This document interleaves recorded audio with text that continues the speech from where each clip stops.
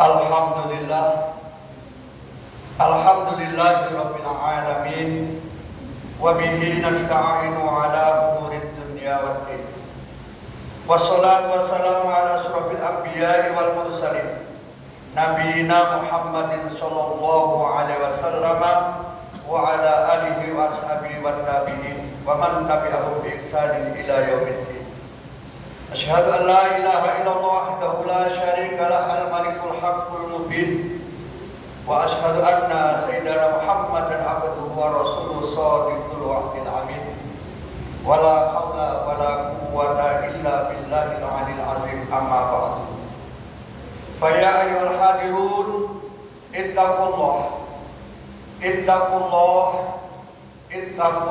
haqqa tuqatih wa la tamutunna illa wa antum muslimun. Faqala Allah ta'ala, a'udzu billahi minasyaitonir rajim, wa in ta'adana rabbukum la in sakartum la azidannakum wa la in kafartum inna azabi lasyadid. Ma'asyiral muslimin wa zumratal mu'minin rahimakumullah, menjadi sebuah keniscayaan bagi kita untuk senantiasa bersyukur kepada Allah Subhanahu wa taala atas berbagai limpahan nikmat yang telah kita terima.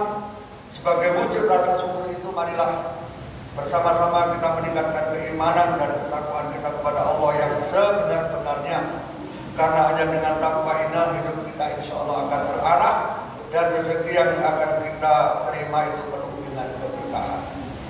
Allah Subhanahu wa taala di dalam Al-Qur'an surat At-Tolak ayat 2 dan 3 berfirman, Bismillahirrahmanirrahim, wa may yattaqillaha yaj'al lahu makhraja wa yarzuqhu min haitsu la yahtasib.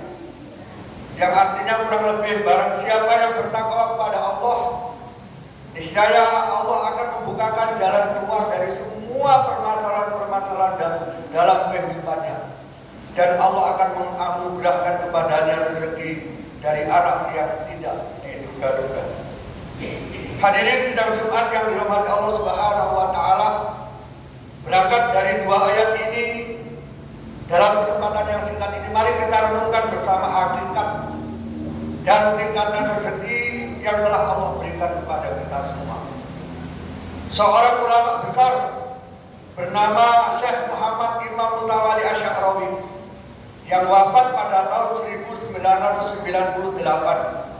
Beliau terkenal dengan sebutan Al-Imamut Du'at, imamnya para dai, karena begitu lihainya beliau berdakwah di seluruh dunia. Dalam satu kitabnya beliau menjelaskan tentang rezeki ini dalam satu kalimat yang sangat indah. Apa itu kata beliau? Al-malu huwa adna darajatir rizqi wal afiyatu a'la darajatir rizqi wasalahu abna'i afdhalul anwa'ir rizqi wa ridha rabbil alamin fa huwa tamamur rizqi. Apa artinya bapak-bapak dan saudara-saudaraku bermasalah dengan rezeki ini? Al-malu, bahwa harta itu huwa adna rizqi, darajatir rizqi, adalah rezeki yang Allah berikan kepada kita dalam tataran yang paling rendah. Jadi harta benda yang jujur kita gunakan untuk memenuhi kebutuhan kita sehari-hari, untuk makan kita, untuk sandang kita, untuk papan kita, ternyata dalam pandangan Islam merupakan rezeki dari Allah yang tingkatannya paling rendah, bapak-bapak dan saudara-saudara. Kenapa dikatakan paling rendah? Karena tentang harta ini, bapak dan saudara, bukan hanya orang-orang yang beriman yang Allah beri, bahkan orang-orang yang ingkar sekalipun harta benda ini Allah berikan kepadanya. Bahkan bagi kita orang awam ini kadang-kadang salah penilaian, salah mengapresiasi. Kita yang sudah bertumpul lumus beribadah siang malam, pagi sore, sampai kening gosong, rezekinya gitu-gitu aja. Tapi banyak di tengah-tengah kita orang-orang yang jauh dari agama, jauh dari Allah, justru rezekinya melimpah ruah, kaplingnya bertambah dan lain sebagainya. Rasa-rasanya tak masuk akal. Tapi itulah Allah Subhanahu wa taala memberikan rezeki berupa harta itu kepada semuanya. Bukan hanya kepada orang-orang yang beriman, bahkan orang-orang yang ingkar pun harta benda ini diberikan oleh Allah Subhanahu wa taala. Maka Rasulullah SAW pernah menyampaikan kepada kita. Dalam satu riwayat disebutkan bahwa Rasulullah mengatakan, andai kata dunia dan seluruh isinya ini lebih berharga dari selembar sayap nyamuk, maka orang-orang kafir tak akan diberi oleh Allah Subhanahu wa Ta'ala. Lalu bagaimana caranya agar harta benda yang kita miliki menjadi bernilai di sisi Allah Subhanahu wa Ta'ala? Salah satunya adalah wa mimma razaqnahum yunfiqun. Mari kita gunakan bersama-sama untuk senantiasa mendekatkan diri kepada Allah Subhanahu wa Ta'ala. Itu yang pertama. Yang kedua, wal afiyatu a'la darajati rizqi. Kesehatan adalah rezeki yang paling tinggi yang Allah berikan kepada kita. Di sini Bapak dan Saudara sekalian, Allah tidak menyebut as-sihah, tapi menyebut wal afiyah. Apa bedanya sehat dengan afiat? Kalau sehat belum tentu afiat Bapak dan saudara-saudaraku, tetapi kalau afiat, insya Allah orangnya sehat. Apa perbedaan mendasarnya? Kalau hanya sehat saja Bapak-bapak dan saudara sekalian, seseorang masih berkemungkinan untuk berbuat yang tidak baik. 99,99% pelaku-pelaku kejahatan, pelaku-pelaku kriminal adalah orang-orang yang sehat. Pernah Bapak-bapak jumpa maling yang sakit batuk? Pernah Bapak-bapak jumpa orang selingkuh tapi stroke? Tidak ada. Pelaku-pelaku kejahatan rata-rata orang sehat. Ketua Badan Gizi Nasional yang korupsi bertriliun itu orang sehat, tapi tidak afiat. Lalu yang afiat yang bagaimana? Yang afiat itu adalah kesehatan yang digunakan untuk beribadah kepada Allah dan melaksanakan kebaikan-kebaikan di tengah-tengah masyarakat. Maka hari ini kita bukan hanya diberikan Allah sehat, tetapi kita juga dianugerahkan keafiatan, wal afiat, sehat wal afiat.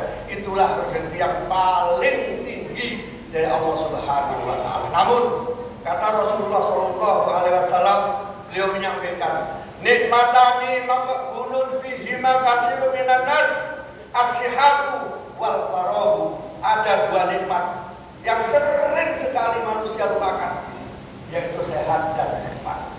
Maka hari ini ketika Allah menganugerahkan kesehatan dan kesempatan kepada kita, marilah bersama-sama kita gunakan untuk senantiasa berusaha mendekatkan diri kepada Allah Subhanahu wa Ta'ala. Itu yang kedua.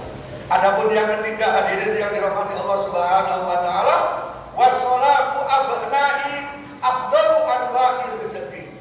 Putra-putri yang soleh solehah, ilmu yang manfaat adalah seutama-utamanya rezeki dari Allah. Tidak semuanya hadirin dari kita yang dianugerahi Allah, anak-anak yang soleh, ilmu yang manfaat. Tapi ketika dua-duanya ini Allah anugerahkan kepada kita, putra-putri yang soleh solehah, ilmu yang manfaat, maka inilah seutama-utamanya rezeki yang Allah anugerahkan kepada kita. Maka manfaatkan dan kita usahakan. Karena putra-putri yang soleh solehah, ilmu yang manfaat, kata Rasulullah, idza mata bunu adama in qata'a amalu illa min salasin, shadaqatin jariyatin aw ilmin yang tafa'u bih aw waladin sholihin yad'ulah. Bukan hanya bermanfaat ketika kita hidup di dunia, tapi insya Allah ketika nanti kita sudah menghadap kepada Allah Subhanahu wa Ta'ala, meninggalkan dunia yang fana ini, putra-putri yang soleh-solehah, ilmu yang manfaat akan sangat berguna bagi kehidupan kita kelak. Ini yang ketiga. Yang terakhir, hadirin yang dirahmati Allah Subhanahu wa Ta'ala, kalau kata Imam Muhammad Mutawalli Asy'arawi tentang rezeki ini adalah waridho rabbil alamina fahuwa tamamur rezeki. Mendapatkan ridho dari Allah Subhanahu wa Ta'ala adalah sesempurna-sempurnanya rezeki yang Allah berikan kepada kita. Apa tanda-tandanya orang-orang yang mendapatkan ridho dari Allah Subhanahu wa Ta'ala? Yang pertama, hati dan kehidupannya penuh dengan ketenangan. Apapun keadaannya, mau kaya, mau miskin, mau punya jabatan, mau rakyat jelata, mau apapun, anytime, anywhere, dimanapun, hidupnya itu penuh dengan ketenangan hadir. Kalau bapak-bapak dan saudara-saudara ketika menjalani kehidupan ini dengan penuh ketenangan, adem, ayem, itu salah satu bahwa kita sudah mendapatkan ridho dari Allah Subhanahu wa Ta'ala. Lalu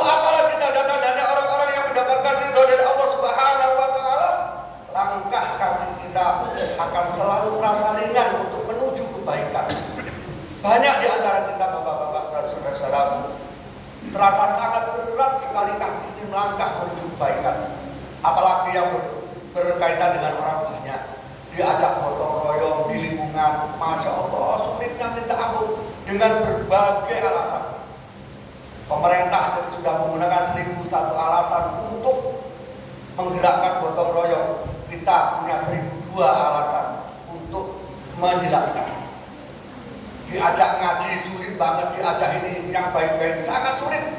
Tapi ketika kita merasakan bahwa langkah kaki kita ringan untuk melaksanakan kebaikan-kebaikan di tengah-tengah masyarakat, baik kepada manusia maupun kepada Allah Subhanahu wa Ta'ala, maka itu tandanya kita mendapatkan ridho dari Allah Subhanahu wa Ta'ala.